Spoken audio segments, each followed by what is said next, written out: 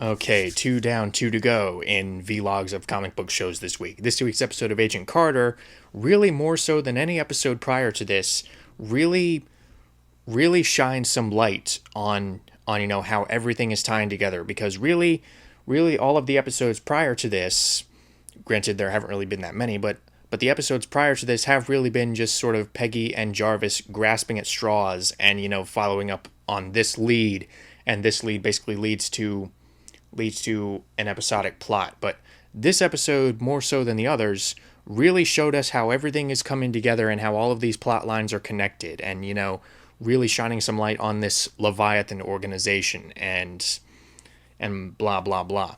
So from that perspective, really enjoyed it because again, when a show keeps you in suspense and weaves this mystery around a concept or a group of concepts or characters, then and when it finally pays off, obviously it's very satisfying if you've been kept in suspense, which I have been kept in suspense by this show up to this point.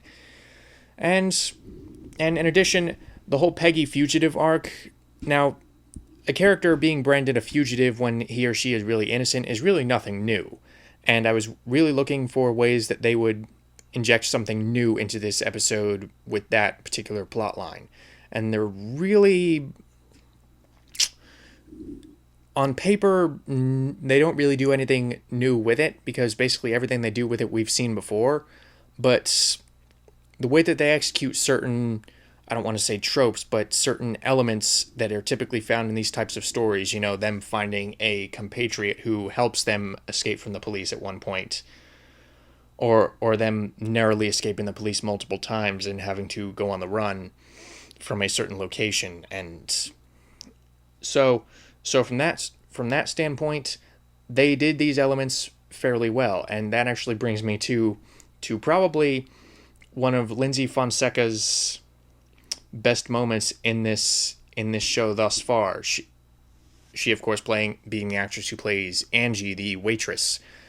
Now at one point they're searching the dorms of all the girls surrounding Peggy's room, whose rooms surround Peggy's room. So, and Peggy is basically outside on this very narrow. She's on the side of the building. Is what I'm basically trying to say. And all these agents would have to do, all of these SSR agents would have to do to catch her is to look out the window. And basically what Angie does, as soon as she sees Peggy out the window and thinks about it for a second, Angie lets them into her room, and it's this very suspenseful moment. You're thinking, are they going to catch her? Are they not? And Angie, prior to this, she had actually been practicing for an audition and feeling down about her acting skills or lack thereof, according to a lot of the people she auditioned for. But basically what she does is she actually exploits this stereotype, this women's stereotype that was going around at this time and has been prevalent on this show thus far, which is the weeping damsel, because basically Angie basically goes into a weeping fit, and you can tell it's fake. But these SSR agents don't know that. All they know is that, like, oh, we made an innocent girl cry. So Angie basically goes into this very melodramatic speech and fit about, oh my God, and she cries on Thompson's shoulder, and it's a really funny moment, honestly, and it really cements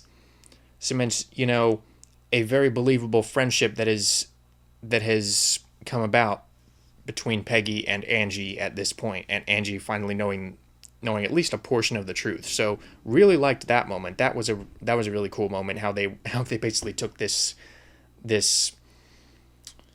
common view of women at the time and basically turned it on itself and exploited it for their own advantages. So that was a moment that had a lot of charm.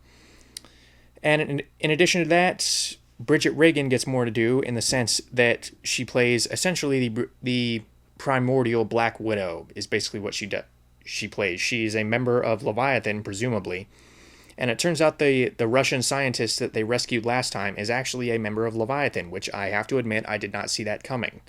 I probably should have.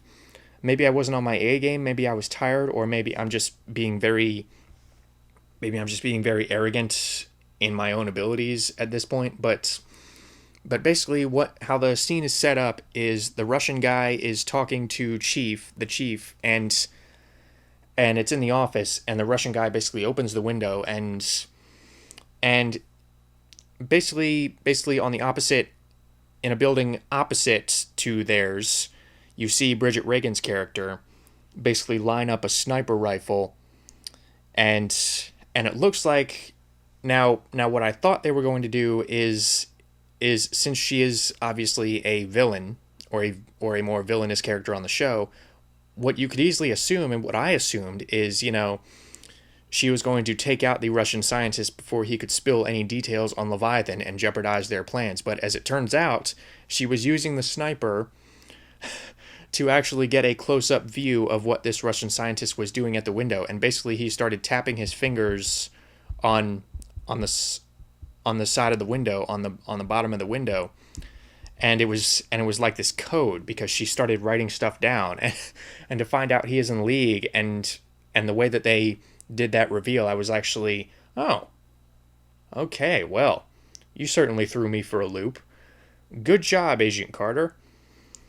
And aside from that, there was even some more stuff with Peggy and Jarvis. Peggy and Jarvis following up on a lead, and speaking of that, I really like the fact that there has been some real advancement into how Peggy's colleagues or co-workers at the SSR view her, as opposed to before the operation in Russia. Because basically what happens, Thompson is not nearly as, or at least not visibly, he is not visibly as misogynistic or as two-dimensional as he was prior to the operation in Russia. So, because he doesn't really look like he takes any pleasure in hunting down Agent Carter, especially after she just flattens him. But in addition to that, we actually get some advancement in what the chief is willing to let her do, because she basically takes him into another room, or he takes her into another room, and they get into this long argument of, come on, let me follow up this lead, blah, blah, blah. And eventually he says, okay, fine, follow it up, see what you find. And even if you could argue, well, he was just doing that to shut her up, the fact that he actually let her follow up on something is a real step in the right direction in terms of what she is being permitted to do at the SSR. Now, in addition to that, Sousa, I really like the portrayal of Sousa in this particular episode, in that he finally uncovers what Peggy has been doing, and how that seemingly ties into what they thought Howard Stark has been doing. And first of all, again, he takes no pleasure in it. And when he has a chance to bring her in, he doesn't do it, because he knows, someone as sharp as him knows that there's more to this. So that little moment, and his whole portrayal in this episode as just being, he's just doing his job. He doesn't really have any malicious intentions or intentions of, I'm going to knock Carter off her pedestal. Because he's really been her biggest supporter up to this point, and having him be the one to uncover what she's been doing, I actually thought was really well done. So, yeah, in terms of advancing the overall story of this particular season, this episode was really enjoyable and also in terms of shedding some light on several concepts and several organizations, several plot lines. That was very enjoyable, and also enjoyable were the character interactions, specifically between Peggy and Angie, and Peggy and Jarvis, because Jarvis and Peggy basically go to all of Howard Stark's girlfriends to search for who might have been the Leviathan, the primordial Black Widow, basically the primordial Black Widow who essentially siphoned secrets from him when he was at his most vulnerable, because he has a weakness for women.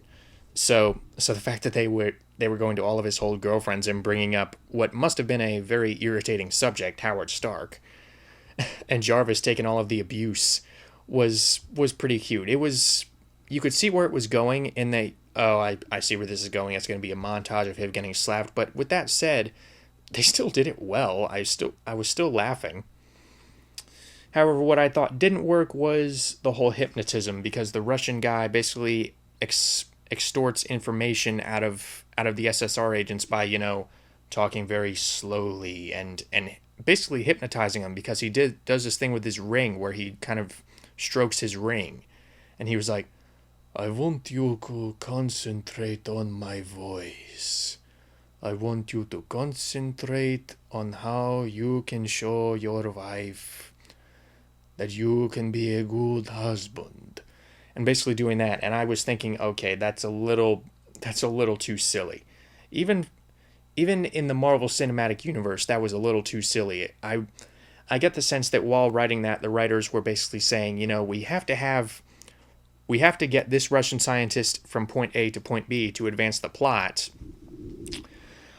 And at the same time, it seems like they felt like they had to give the Leviathan agents sort of a gimmick. We have to give them a gimmick to where people would be able to recognize, oh, Leviathan, because they recognize Hydra from, the chant, Hail Hydra.